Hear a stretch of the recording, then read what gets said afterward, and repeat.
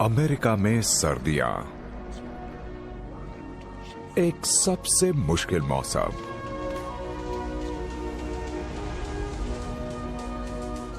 यहां खाने की कमी हो जाती है,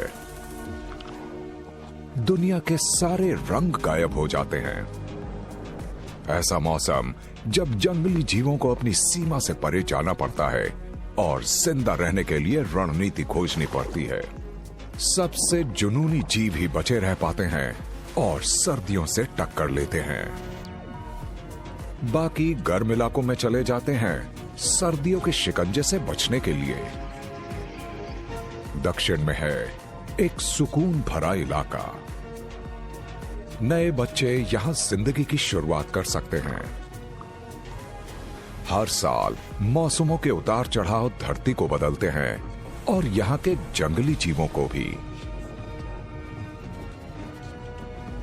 यह सबसे कठिन परीक्षा है, ठंड का कहर अमेरिका के जंगलों पर उतर रहा है।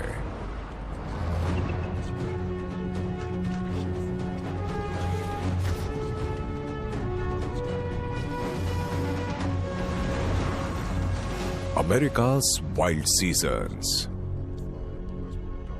दिसंबर सॉल्स्टिस यानी दिसंबर विषुव। उत्तरी गोलार्ध सूरज की चमक और गर्मी से दूर झुक गया है और वहां बर्फीला मौसम आ गया है। दिन छोटे होने लगे हैं और रातें लंबी।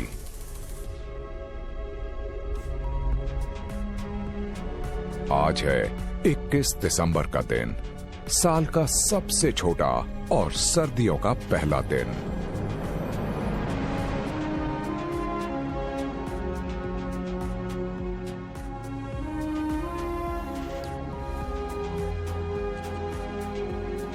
सर्दियों का सबसे ज्यादा असर अलास्का में देखा जा सकता है। इसका उत्तरी किनारा साल भर अंधेरे में ढका रहता है।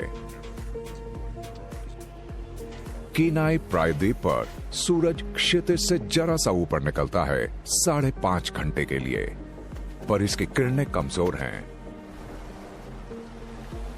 अभी थोड़े ही दिन पहले यहां के पानी में गर्मियों के मेहमानों की भरमार थी, जैसे कि एलिफेंट सील और हम्पबैक व्हेल। लेकिन ये मुसाफिर अब गर्म मौसम की तरफ दक्षिण में चले गए हैं। अलास्का की सर्दियों के अंधेरे का एक उजला पहलू भी है। ऑरोरा बोरियालिस, जिसे नॉर्दर्न लाइट भी कहा जाता है। ये तब पैदा होती है जब सूरज द्वारा इलेक्ट्रिकली चार्ज्ड पार्टिकल्स धरती के वायुमंडल की गैसों से टकराते हैं।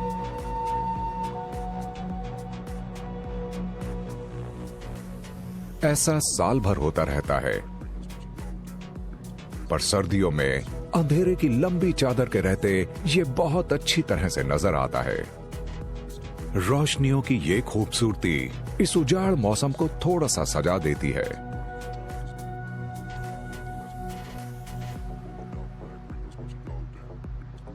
अमेरिका जैसे विशाल देश में सर्दियों के भी कई रूप होते हैं।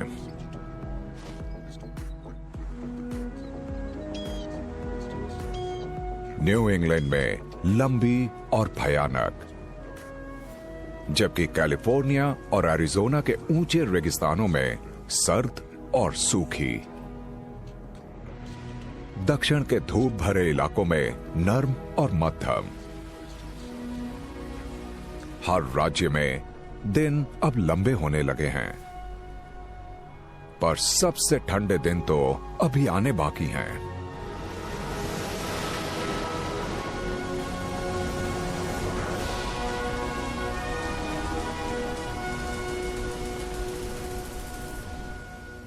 जनवरी की शुरुआत में मिशिगन के ऊपरी प्रायद्वीप पर बर्फ की ताजा परत चढ़ गई है, और वो भी बहुत सारी। इसे लेक इफेक्ट बर्फ कहते हैं। उत्तर में लेक सुपीरियर के खुले पानी की नमी और दक्षिण में लेक मिशिगन की वजह से ये बर्फ आई है। अकेले जनवरी में करीब 1.5 मीटर से ज्यादा बर्फ गिर जाती है और इसे अमेरिका का एक सबसे ज्यादा बर्फ गिरने वाला इलाका बना देती है। मिशिगन की सर्दियों को जानवरों की एक खास प्रजाति ही सह पाती है। यह है रिवर ऑटर। यह अपनी भौहों तक हर हिस्से की बड़ी देखभाल करती है। बर्फ में लौटने से इसका फर्श साफ रहता है और साथ ही इसके ऊनी फर के नीचे गर्म रखने वाली हवा की परत भी फंस जाती है। इसके बिना यह यहां जिंदा नहीं रह सकती थी। इसने अपने फर की देखभाल तो कर ली है, अब पेट पर ध्यान देने की जरूरत है।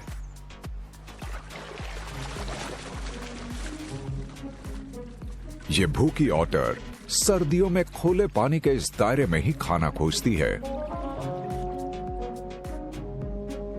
नदी तेजी से जमी जा रही है, पर अब तक बहाव इतना तेज है कि बर्फ ठहर नहीं पाई है।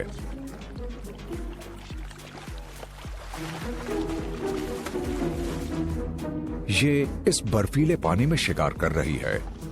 इसका वाटरप्रूफ फर इसे ठंड से बचाता है। इसे शिकार मिल गया है, छोटी मछलियों की एक टोली जो सर्दियों में सुस्त पड़ गई हैं।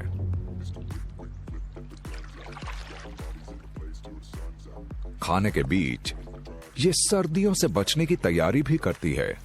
ये बर्फ में कुछ छेद कर लेती है।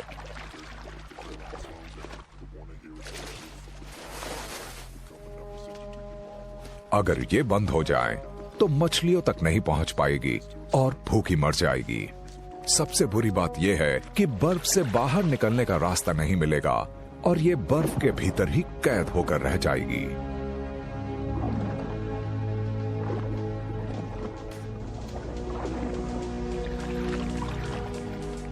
रिवर ऑटर कड़ी मेहनत और आवाजों के सहारे सर्दियों में खाना खोजती है।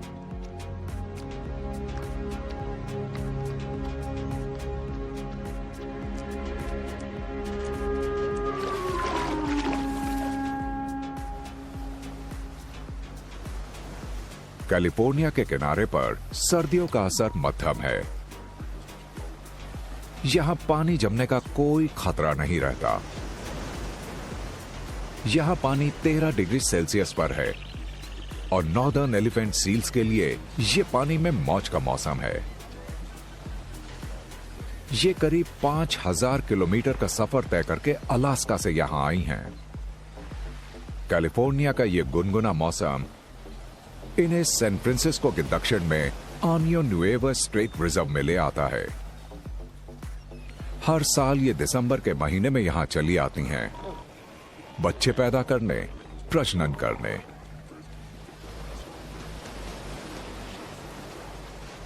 विशाल नर लड़खड़ाते हुए किनारे पर चले आ रहे हैं।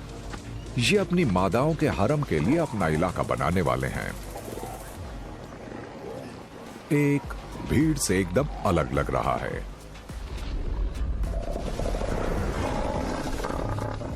ये है बीच मास्टर। ये विशाल नर करीब 4 मीटर लंबा है। 2 टन वजनी चर्बी का ये पहाड़ बहुत हिम्मती है। कम दबदबे वाले नर इससे दूर ही रहते हैं।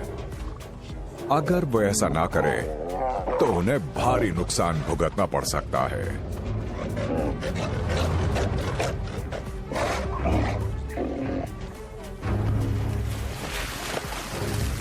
ये इसके लिए लड़ रहे हैं। भारी भरकम गर्भवती मादा बच्चे पैदा करने आ रही है। बच्चे पैदा होने के बाद वो मिलन के लिए फिर से तैयार हो जाएगी। बीच मास्टर के राज में दूसरों को मौका मिलेगा, इसमें शक है। जल्दी ही इसने 25 मादाओं को जमा कर लिया है, इस बीच पर सबसे ज्यादा। लेकिन इसकी हिफाजत की कीमत चुकानी पड़ती है। रोजाना इसका वजन 5 किलो कम हो रहा है, पर यह लापरवाही नहीं बरत सकता। दुनिया की कोई ताकत उसे अपनी मादाओं के नजदीक जाने से नहीं रोक सकती। इससे कम रुतबे वाला एक नर अपनी बारी का इंतजार कर रहा है। वो इसके हारम से मादाओं को चुराने के चक्कर में है। सबसे ज्यादा रुतबे वाले नरों को ही मिलन का मौका मिलता है,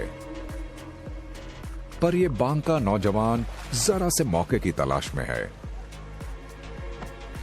बीच मास्टर व्यस्त हुआ कि इसने अपने कदम बढ़ाने शुरू किए हैं, लेकिन मादा की अपनी मर्जी है। ये कम रुतबे वाले नर के करीब जाने को तैयार नहीं। इसने शोर मचा दिया है। बीच मास्टर फौरन चला आया है। इसके फूलने वाले थूथन से इसकी गरज गूंज रही है।